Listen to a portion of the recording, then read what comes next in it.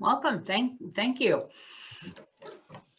Well, some of you, if you're involved with transportation, this picture on the first screen may look very familiar. It's empty. And that's how so much has happened with the pandemic in changing how people get around. And it certainly has impacted people, older adults and people with disabilities. Could you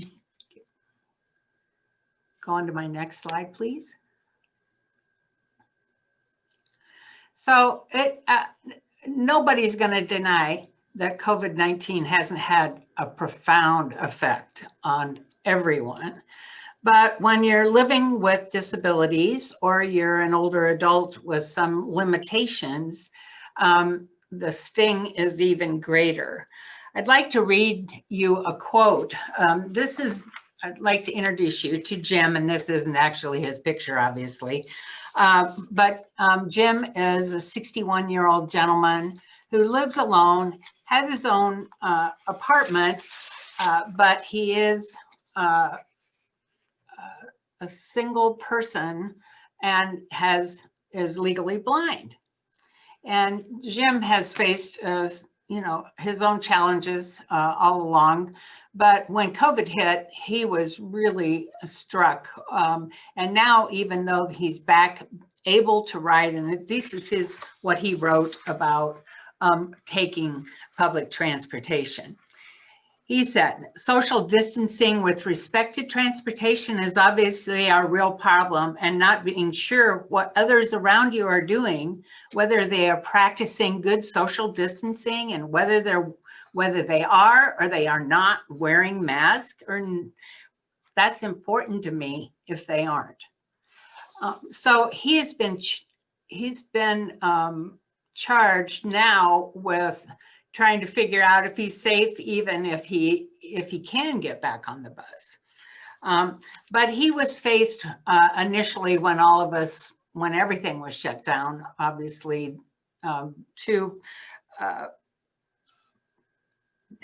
he typically went around on his daily activities of going to a congregate meal site, at least a couple of days a week.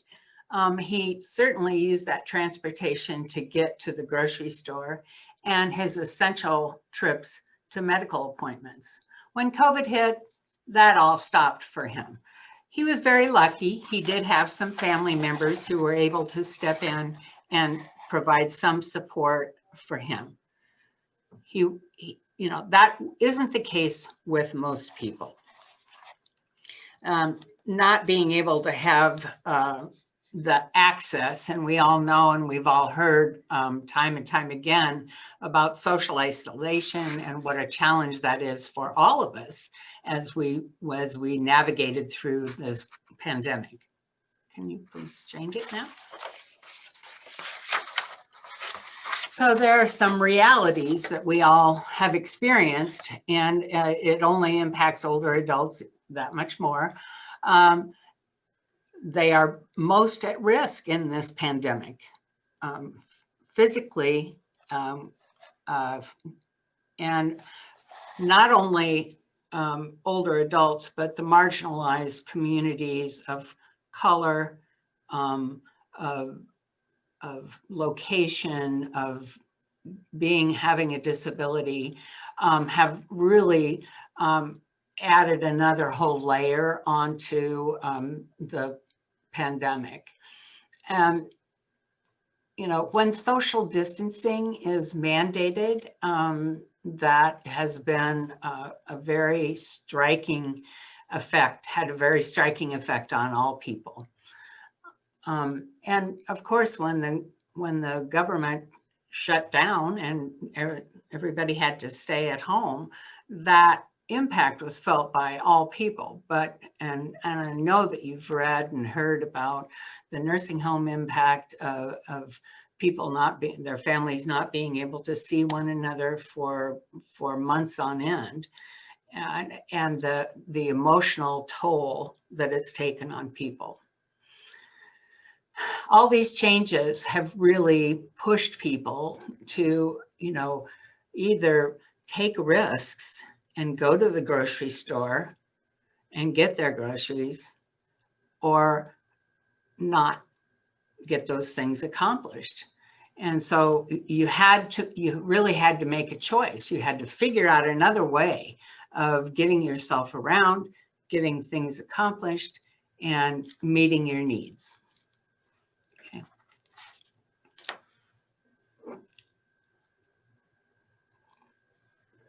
Excuse me.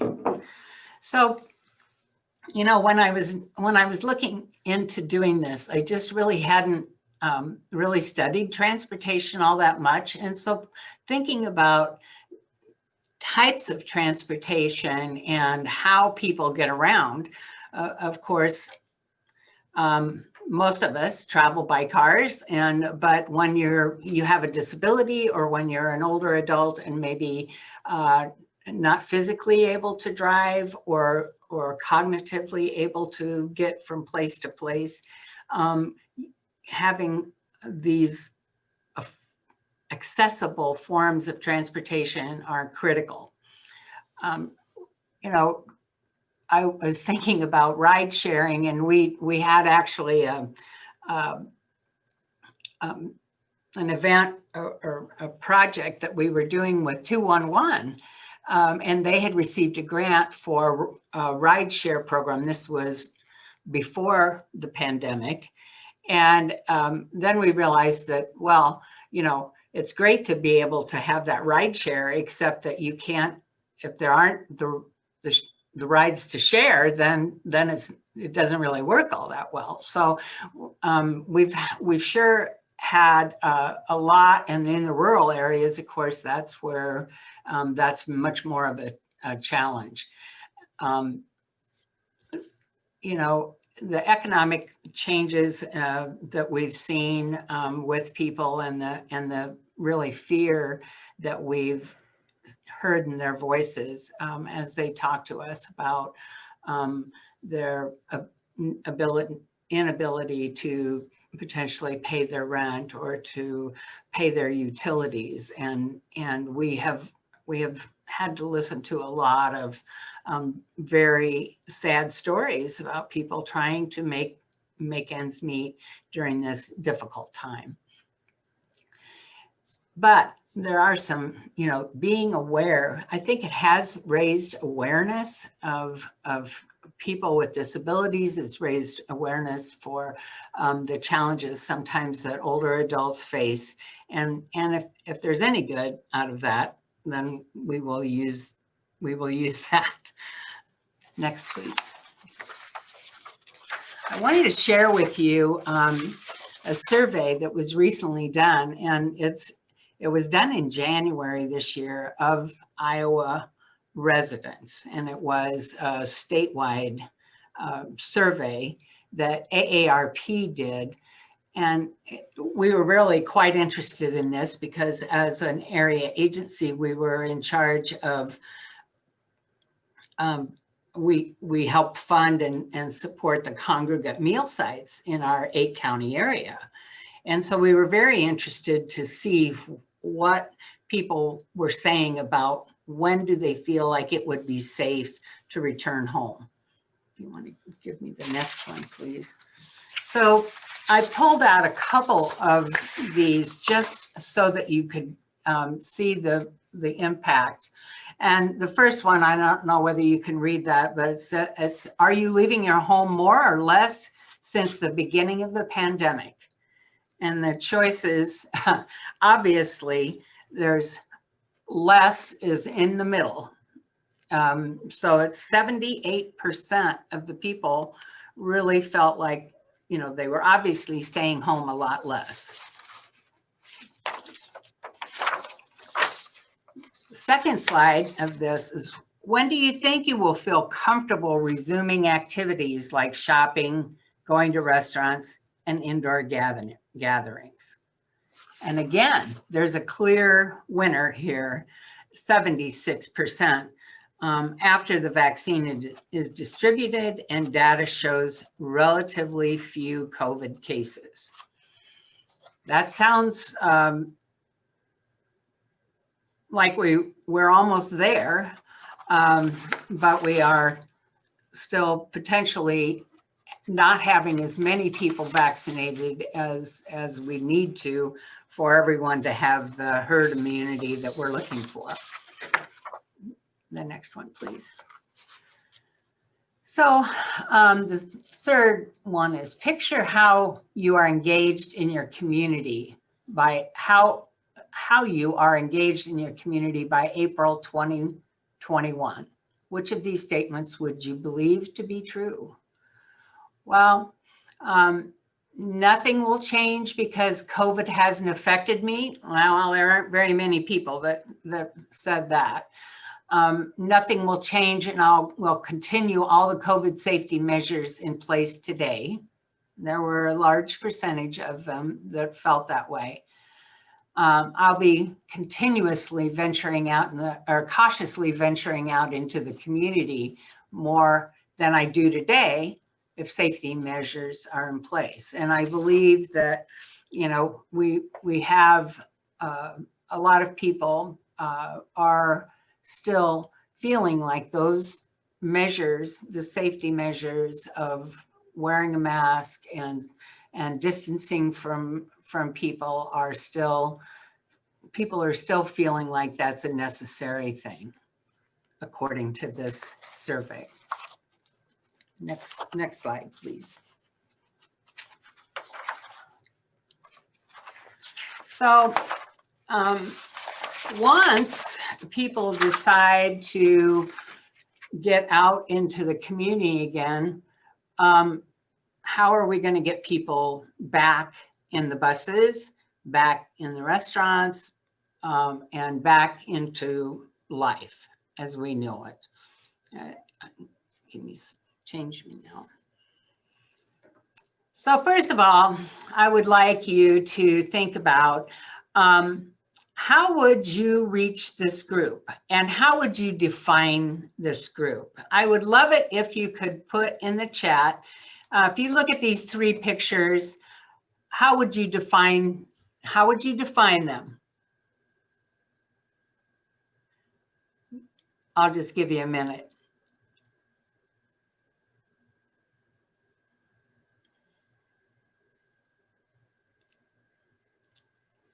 Danny, can you see the chat? Yep, looks like we don't have anything quite yet. Oh, okay.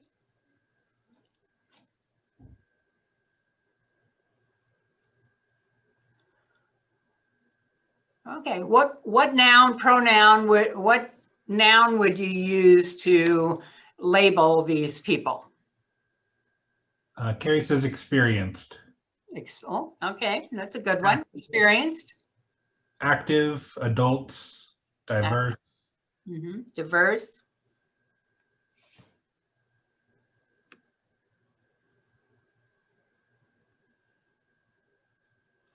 Okay.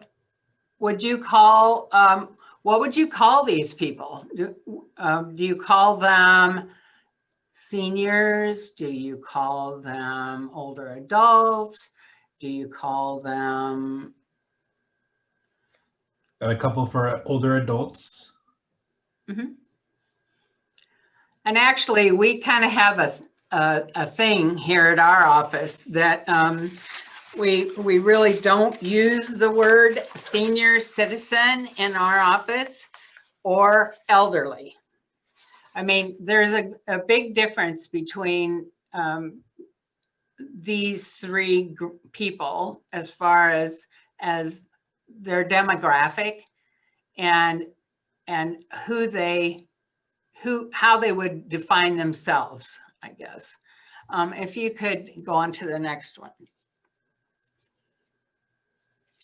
So, you know, my hope is that, you know, we can't really lump older adults into one pocket, one place.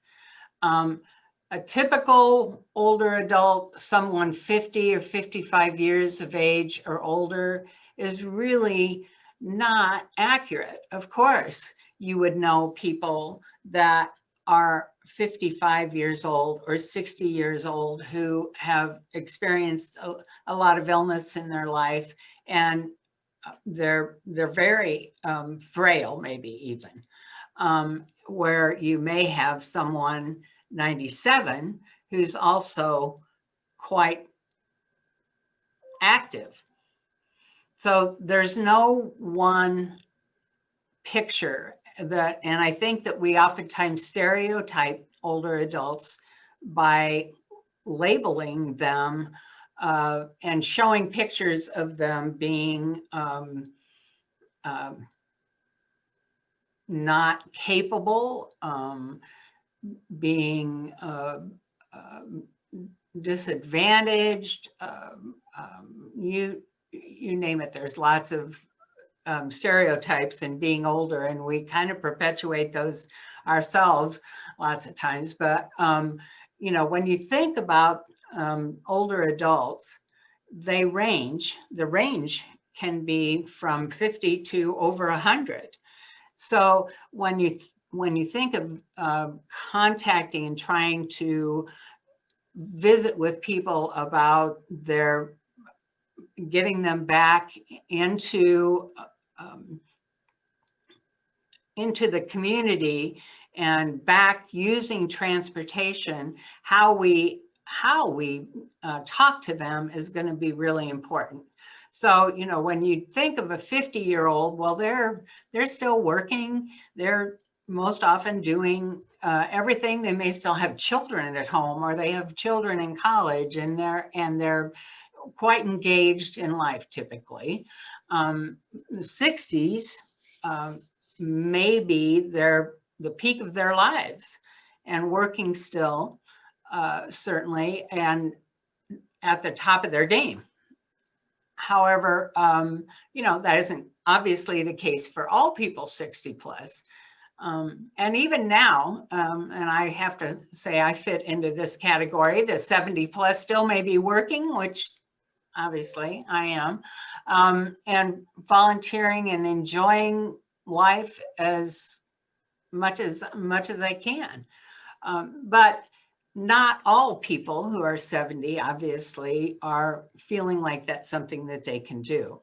Usually by the time people are in their 80s, the lion's share of them are retired, but they may still look, feel, and act younger than we think of. Now, you know, I mean, you've all heard the statement, I'm sure, that old is 10 years older than you are. And so we need to make sure when we're looking at advertising and marketing to older adults that we look at the visuals and really kind of put them on the younger end of the spectrum.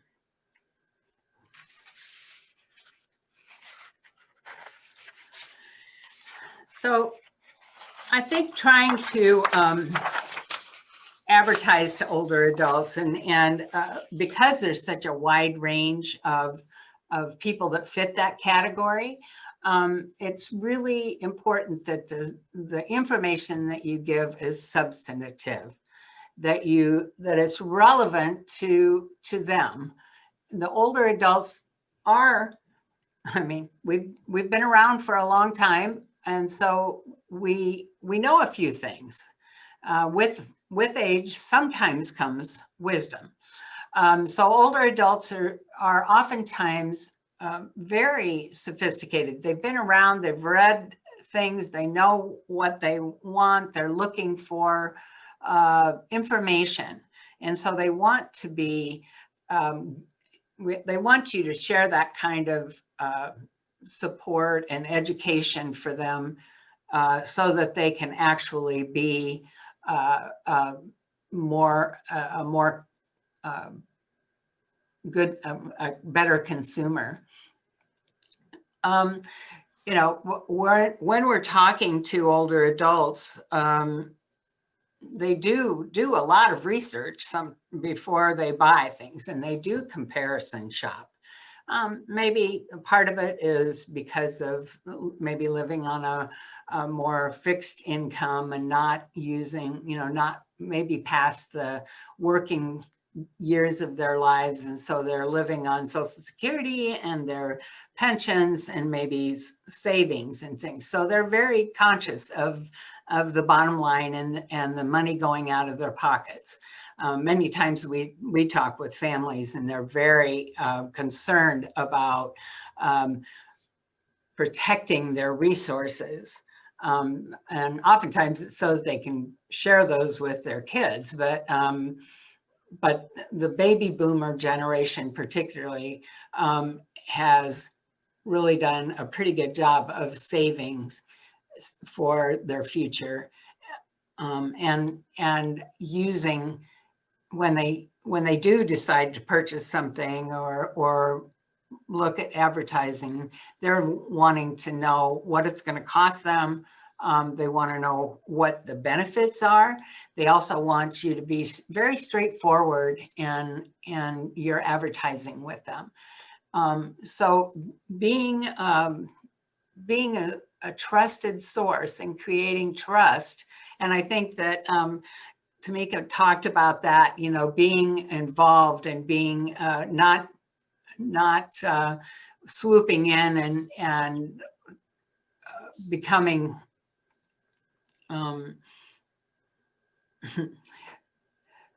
someone that's got all the answers, but someone that's involved with the older adults and becoming a source that they know. Well, you know what, if I talk to this company, I've had really good experiences and I've heard good things about them. So I think I could use them. And, you know, obviously it's very important to provide simplicity in design, and that I think is good in most advertisements, but you want to make sure that the print is large enough, that is easily read. And oftentimes, you know, when we're advertising, we think, well, we'll put this little icon over here, and then when they get on the web, they can press that button and they'll know that that's what they're supposed to do to get more detail. Well, it isn't always something that people know as they age. I have to share with you that you know, when how you reach an audience is, you know, obviously very different for different age groups. And in my family, we have 4 generations, and how each of us have look into things is not the same. I have a 97-year-old mother who the last thing in the world that she wants is to get is to have the internet. And that just is too scary for her. And so I'm, you know, now I do her banking via the internet because it's hard for her to manage that. But my daughter below me has obviously, she's an IT person. So she's quite knowledgeable about that. And then there's her daughter who actually is, you know, I mean, they've just grown up with technology. So it's very easy for them to understand and to use. And they find it really odd when other people who are a little bit older don't find it quite that easy. So making sure that you use that simple design, regardless of how you present your marketing materials.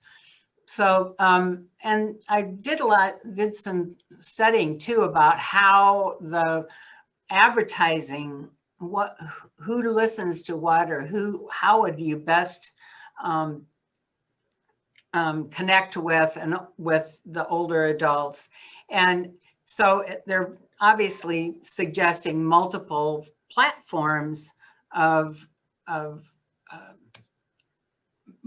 marketing, and a lot of people, older adults, for instance, in the 80s and 90s, they're used to having things in their hands, and to be able to read it, put it down, look at it again, and so digitally, that's something that they really like, and they like coupons and they like catalogs.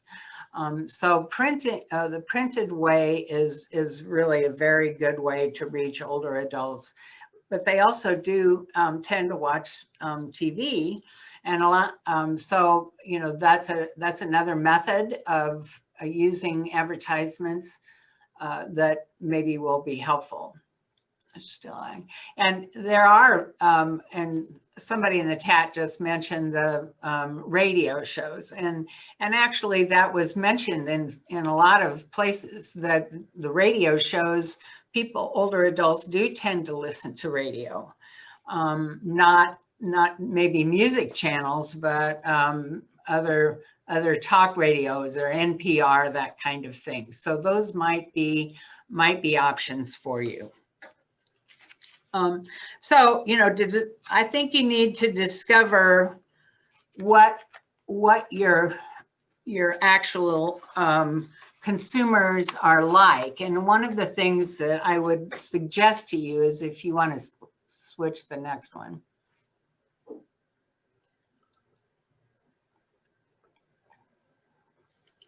Because older adults and people with disabilities are such a diverse group, it's really important that you connect with people that work with them on a regular basis. And I wanted to just share with you the hierarchy here of how we are involved with older adults and people with disabilities.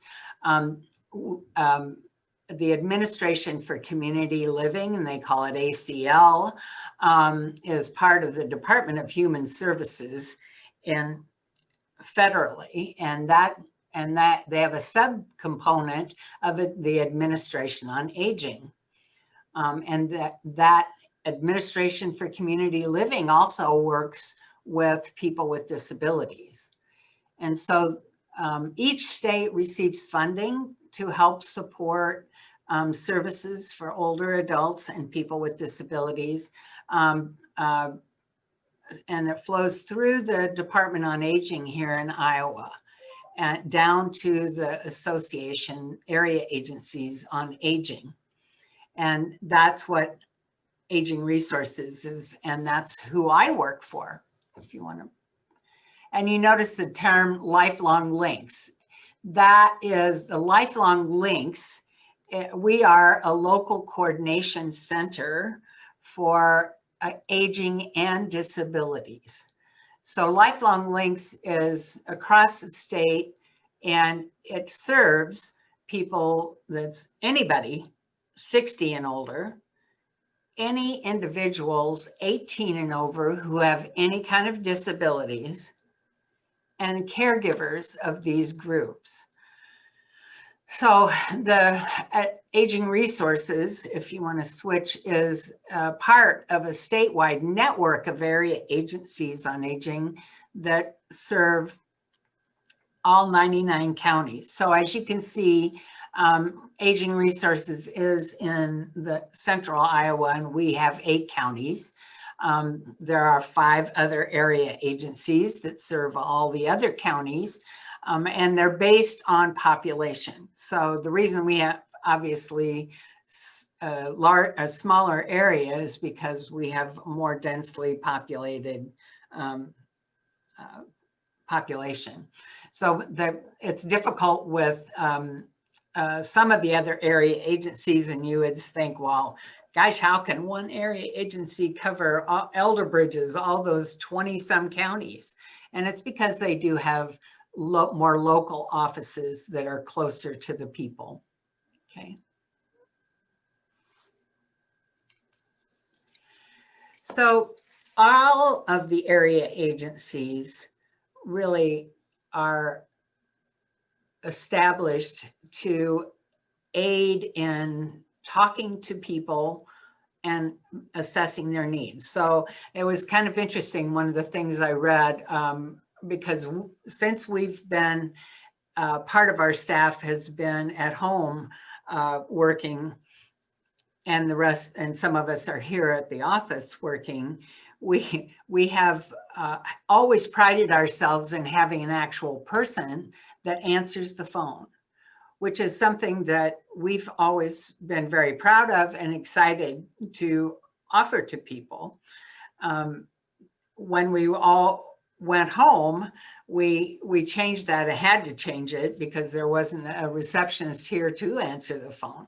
And so now we're going to, we separate our calls out, but it is answered by a machine, and everybody has to leave a message, which we're all looking forward to the time when we go back to and being able to talk one-on-one with people.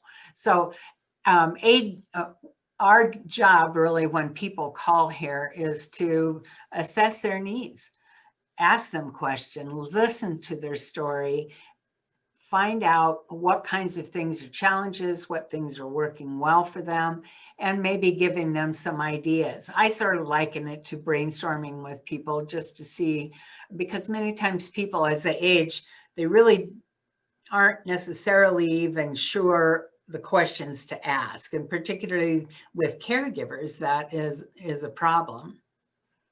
Oh, they're saying, yes, the lifelonglinks.org, the message is that address is currently isn't working, and it's under construction.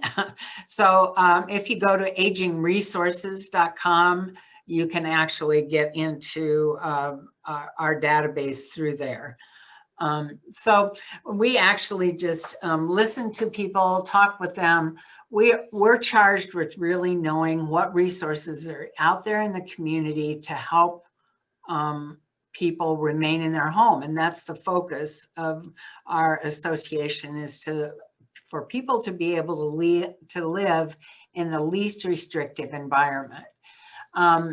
So that's our job, to know what services are out there. And on our website, there is a resource where people can search for services. And we have a lot of information on our website. And so we help people oftentimes, if they need that, with applying for programs that will help them remain in their homes. We do a lot of exploring with people to see which programs they might qualify for, and helping them then in turn fill those applications out if that's what they need. So we're also working with Iowa Compass, who I'll have the link in another slide here. Iowa Compass has a database that strictly works with people with for disabilities. And we're putting together our websites, and that's why it's in part under construction, because Iowa Compass's website and ours will soon be interchangeable. So if you search at our site, even if you're someone under 60 with a disability, it will search both of our websites so that you can find the best services for your specific needs. Thank you. So we do have a team of experts at our office, and I'm very proud to say that we have quite longevity in our office. I personally have worked here almost 20 years. We have a lot of staff who, it's not uncommon for ours, 5 to 6 to 10 years working for us. But we have specialists that work with just older adults and people with disabilities. We have specialists that work with family caregivers with their own particular needs. And we also do elder abuse prevention and awareness. So we have some elder abuse specialists that are just phenomenal at helping to educate the community about elder abuse, and also to help people who are being abused stop that abuse. We also have, as I said, we do run the congregate meal sites in all the counties that we serve. And so we have a nutrition program that we have free nutritional counseling for older adults, and also options counseling. So if people are wanting to look at the big picture and wanting to know what is available for them, maybe not just now, but in the future, we have options counselors that can sit down and work with individuals. Okay. So here are and I'm sorry, I didn't realize that the Lifelong Links website is still not functioning. But as I said, if you go to agingresources.com, you can still get connected to our information. And the iowacompass.org is, to my understanding, is still available. And then, of course, if you're unfamiliar with older, if you have questions that maybe don't really fall into either someone that is an older adult or a caregiver or someone with a disability, 211 is a great place to begin looking at what options are available to people.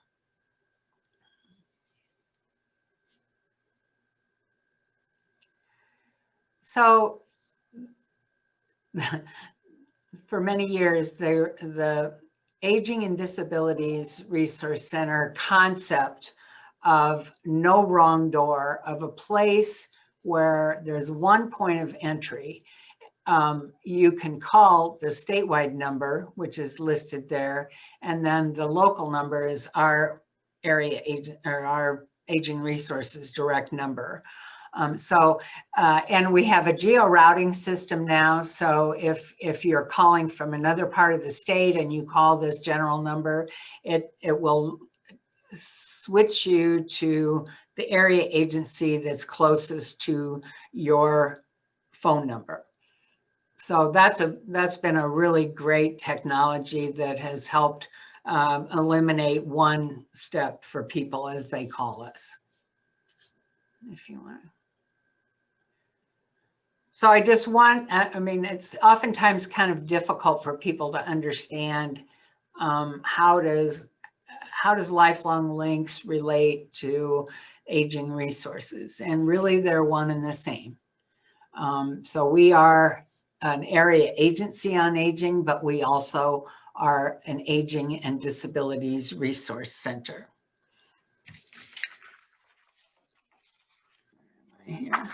So I would very much like you to allow us to help educate you about older adults and the needs that they have, and also people with disabilities.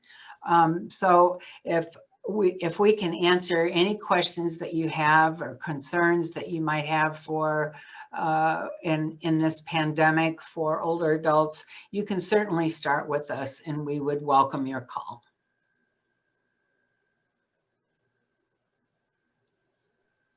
All right, thank you, Kay.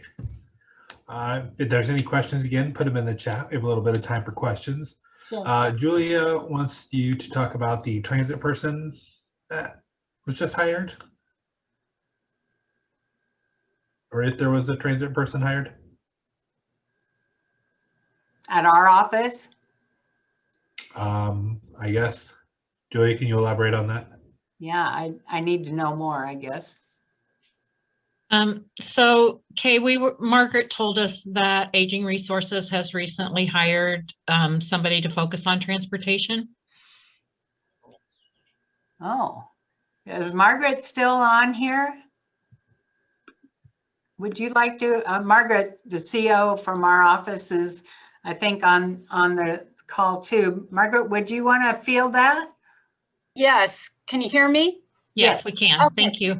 It's the Iowa Department on Aging has a new person. So the State Department on Aging has a person, Dax, that is part of his job is concentrating on transportation. So that's for the whole state, not just us. Oh, that's perfect. Okay. No, that's good to know, because yes, we do have we have other transit systems from Iowa on here too. So I don't know how many people actually know that. Right. Thank you. Thank you, Margaret. I thought, well, now we're a pretty small office, but I didn't think I'd miss that. So, Margaret, can you share his information in the chat so other people know what that is? Yes, absolutely. I'll put that in the chat. Just give Okay. me a second. Thank you. Uh-huh. All right, well, we wait for some other questions if there are any. Kay, what does the impact of COVID-19 mean for things such as like congregate meal sites moving forward? oh boy. So far, you know, of course, when everything was shut down, the congregate meal sites, which transportation is a huge part of getting people to those meal sites, closed down, and so we could not serve meals there at all. And so there's been a huge increase in the number of home delivered meals that are provided in our area.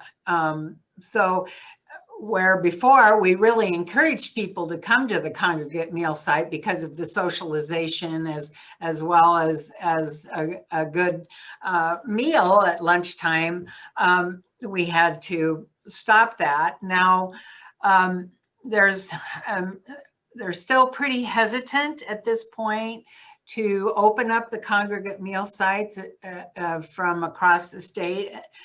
Some of the other area agencies are beginning, you know, we're beginning to think about opening those back up, but of course they would be with CDC recommended safety precautions of masks and some social distancing.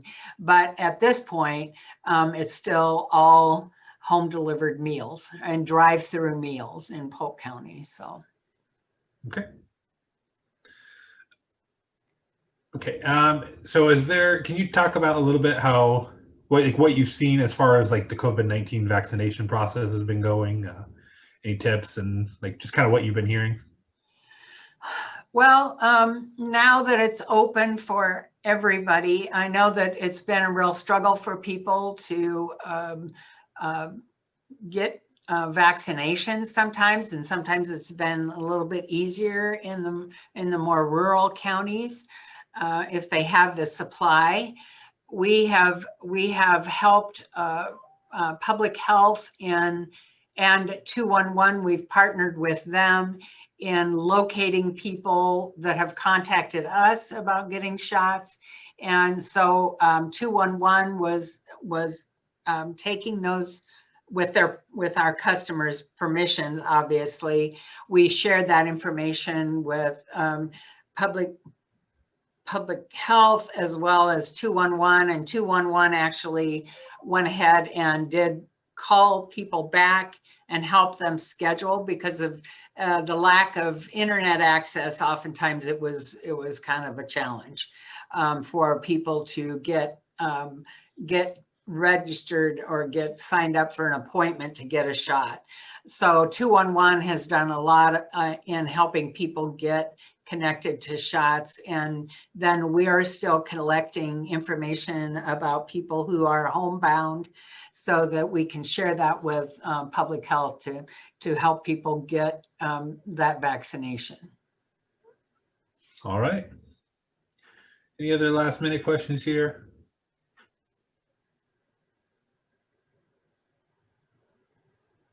All right. Well, Kay, just wanted to say thank you for joining us. I thought that was really good, great information that you passed on, and some connections that you definitely shared with the group. So, and it looks like Kristen just put in Dax's contact information in the chat too. Right. So, Yeah. all righty. Thank you for your time. Thank you so much. Yep.